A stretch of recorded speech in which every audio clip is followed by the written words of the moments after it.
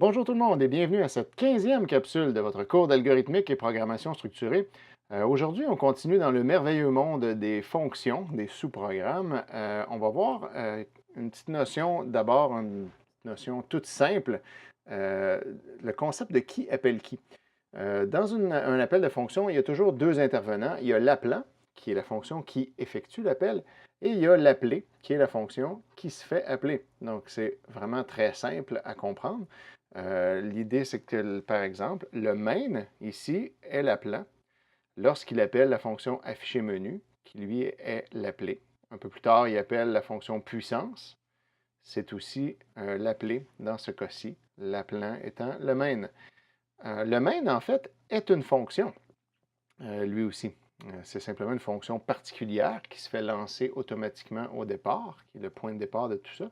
Mais c'est quand même une fonction. Depuis le début qu'on écrit int, main, parenthèse, parenthèse, puis des accolades sans trop comprendre exactement qu'est-ce qu'il y en est, mais maintenant, vous pouvez voir la logique de ça. Main, c'est le nom de la fonction. Int, c'est son type de retour, qu'est-ce qui retourne, puis les parenthèses sont là pour indiquer que c'est une fonction qui ne reçoit pas de paramètres. Puis ensuite, ben, on a un bloc de code entre accolades. Qu'est-ce que le main retourne exactement? Il retourne un code de retour qui indique si le main a fini en erreur ou pas. C'est pour ça que vous voyez souvent dans les solutions aux exercices ou dans des exemples de code que votre prof vous montre, un return 0 à la fin du main. Donc, le main retourne un code de 0 lorsque tout fonctionne normalement et qu'il n'y a pas eu d'erreur. C'est une vieille habitude qu'on prend. On n'est pas obligé d'écrire return 0 parce que par défaut, si on ne le fait pas, il y a un 0 qui est retourné automatiquement. Mais il faut comprendre que le main est donc une fonction, comme toutes les autres, qui a une valeur de retour, même si on n'en met pas, il y en a une qui est retournée pour nous, qui est un entier, qui n'a aucun paramètre, mais qui a des parenthèses quand même, parce que c'est une fonction. Et c'est donc la fonction appelante. Dans bien des cas qu'on a fait jusqu'à maintenant, ça a toujours été ça. La fonction appelante, c'est le main. La fonction appelée, c'est les autres fonctions qu'on a faites. Évidemment, ce n'est pas toujours le main qui est l'appelant. C'est possible, par exemple, lorsqu'on appelle la fonction puissance, qui était l'appelée tout à l'heure, que la fonction puissance, supposons, utilise une autre fonction qui s'appellerait la fonction multiplier. Donc, la fonction puissance serait dans ce cas-ci l'appelant et la fonction multiplier serait l'appelée. Donc, la fonction puissance serait l'appelée du main, mais serait l'appelant de multiplier. Donc, il peut y avoir plusieurs niveaux d'appel comme ça, où une fonction en appelle une autre, qui en appelle une autre, qui en appelle une autre. Lorsque la fonction, la dernière qui a été appelée, a terminé et retourne un résultat, ou peut-être ne retourne rien si c'est une procédure, simplement termine, à ce moment-là, on revient à celui qui était l'appelant, qui lui va terminer sa job et qui va possiblement retourner un résultat. Et ensuite, on va revenir à son appelant et ainsi de suite jusqu'à ce qu'on finisse par revenir au main. Donc, la notion d'appelant-appelé, c'est très possible qu'une fonction soit à la fois l'appelé et l'appelant dans deux relations différentes. Et le diagramme hiérarchique est justement là pour représenter ces relations-là entre les fonctions. Donc, vous avez un exemple ici d'un petit diagramme hiérarchique tel qu'on peut le concevoir avec les exemples que je viens de vous donner. Chaque rectangle représente une fonction. Il y en aura donc un pour le main et un pour chacune des fonctions. Et les lignes pleines entre les rectangles représentent simplement une relation d'appelant à appelé. Donc, le main appelle puissance, le main appelle afficher menu. Puissance appelle multiplier. On les place comme ça de façon hiérarchique. L'appelant est en haut, puis si on descend la ligne, on va vers l'appelé, qui lui-même devient un appelant dans sa relation vers multiplier. Puis lorsque multiplier est terminé, on va remonter à puissance, qui va finir sa job, qui va remonter au main. Le main aussi peut appeler afficher menu. Afficher menu, lui, n'appelle personne d'autre. C'est son unique relation. Donc, les boîtes représentent les fonctions, les lignes représentent les relations entre les deux. Celui qui est en haut, c'est l'appelant, celui qui est en bas, c'est l'appelé. Ce qui nous reste sur le diagramme hiérarchique, c'est les petites flèches qui sont là. Les flèches indiquent le transfert d'informations entre l'appelant et l'appelé. Donc, lorsque la flèche va vers l'appelé, ce qu'on va mettre sur la flèche, c'est les données qui sont passées en paramètres. Donc, le main, lorsqu'il appelle la fonction puissance, passe le nombre et l'exposant. qui sont les deux paramètres de la fonction, pour qu'elle puisse élever le nombre à un certain exposant. Et dans l'autre sens, lorsque puissance a terminé, elle retourne un résultat au main. Ce retour-là, c'est ce que la fonction retourne à la fin, le return à la fin, qui est donc les informations qui passent de l'appelé vers l'appelant lorsqu'il a terminé. Donc, le sens des flèches est important. Et ce qu'on met sur ou au-dessus ou en dessous des flèches, c'est simplement une énumération du ou des paramètres qui sont passés et la valeur de retour qui est retournée dans ce cas-ci. Puissance, elle, de son côté, envoie deux nombres à la fonction multiplier, qui, elle, va les multiplier ensemble et va retourner un résultat à puissance. Dans le cas d'afficher menu, il n'y a aucun échange d'informations qui est fait. Le main appel afficher menu ne lui passe aucun paramètre. Afficher menu fait sa job et ne retourne absolument rien, puisque c'est une procédure qui va simplement faire de l'affichage à l'écran. Donc, c'est très possible d'avoir aucune flèche dans une relation ou d'en avoir juste une dans un sens ou juste une dans l'autre. C'est très possible d'avoir une procédure qui ne retournera rien, mais qui va quand même prendre des paramètres. Ou une fonction qui ne prend pas de paramètres, mais qui retourne quand même un résultat. Supposons une fonction qui simplement tire un nombre au hasard. On dit donne-moi un nombre au hasard, elle nous en donne un. On n'a pas nécessairement besoin de lui fournir de paramètres, mais elle va nous retourner quelque chose.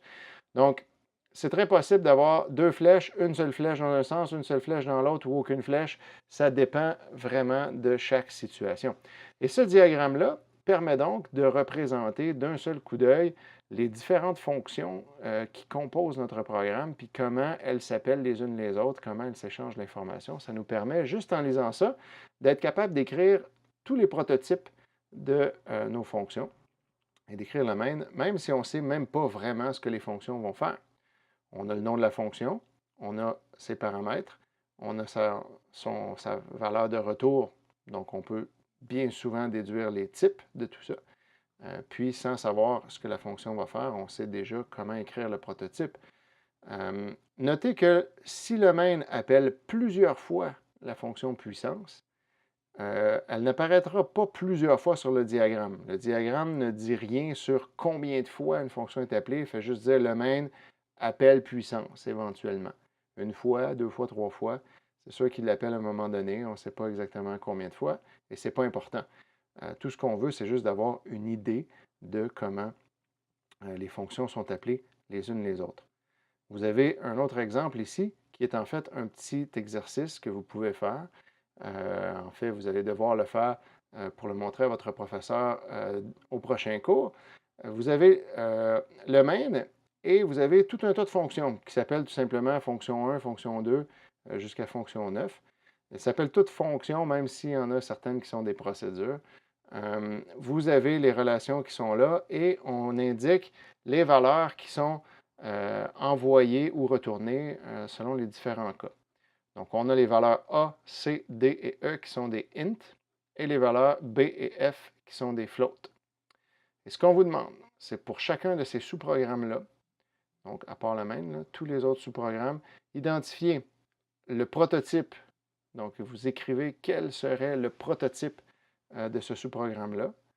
Vous identifiez ses intrants et ses extrants. Et vous identifiez est-ce que c'est une procédure ou une fonction. Donc, on va faire le premier en exemple, puis ensuite, vous pourrez faire les autres. Donc, la fonction 1 qui est ici, quel serait son prototype? Bien, c'est pas compliqué. On voit qu'elle retourne valeur A. Donc, elle nous retourne un int. C'est sa valeur de retour. Elle ne reçoit aucun paramètre. Donc, le prototype va s'écrire tout simplement. Hop, on va l'écrire dans un simple bloc-notes. Int, le nom de la fonction, parenthèse, parenthèse, point virgule. Donc, int, la valeur de retour. Qu'est-ce que la fonction retourne? fct1, son nom. Les parenthèses pour indiquer que c'est une fonction, mais rien dedans parce qu'elle ne reçoit pas de paramètres. Et le point virgule à la fin. Donc, ça, c'est le prototype. On pourrait simplement indiquer ça comme ça. Ensuite, intrant, aucun. Extrant, val A, qui est un int. Et le type, c'est une fonction. Pourquoi c'est une fonction? Parce qu'elle retourne quelque chose. Voilà. Donc, vous aurez simplement à faire la même chose pour les 8 autres sous-programmes qui sont là. Comme je vous disais, le main, on n'en fait pas. Tous les autres, on en fait. Remarquez qu'il y a différents niveaux ici. Et ces niveaux-là ne changent rien à la façon dont on va générer nos réponses. Le fait que, par exemple, que fonction 6 se fait appeler par fonction 4 plutôt que de se faire appeler par le main, ça n'a pas d'importance du tout. On peut quand même écrire son prototype, savoir qu'est-ce qu'elle reçoit en paramètres, qu'est-ce qu'elle retourne comme valeur de retour, identifier si c'est une fonction ou pas, ses intrants, ses extrants. Tout ça n'est pas influencé par le fait qu'elle soit appelée par une fonction plutôt que par le main. Ça ne change rien. Donc, il suffit de faire les exercices comme ça. Le diagramme hiérarchique, vous allez souvent être appelé à en voir parce que c'est souvent comme ça qu'on va pouvoir représenter de façon graphique et modulaire les différentes fonctions dans notre programme, ce qui nous permet d'avoir une bonne idée de comment tout ça marche, comment l'information se déplace. Parce qu'un programme, à mesure qu'il devient compliqué, va avoir un main généralement plus petit et va déléguer une partie des opérations aux fonctions, ce qui va faire en sorte que on va avoir un programme découpé en plusieurs petits morceaux. Chaque petit morceau étant généralement pas trop compliqué, puisque s'il devient compliqué, il va appeler souvent une autre fonction pour faire une partie de son travail. L'idée étant que chaque morceau est facile à comprendre, puis ensuite, ben, une fois qu'on a compris chaque morceau, on est capable de comprendre en regardant le graphique qui fait quoi et comment tout ça peut fonctionner dans un tout harmonieux, ce qui n'est pas très compliqué à comprendre non plus. Donc, un bon programme est généralement un programme qui est bien découpé en différents sous-programmes.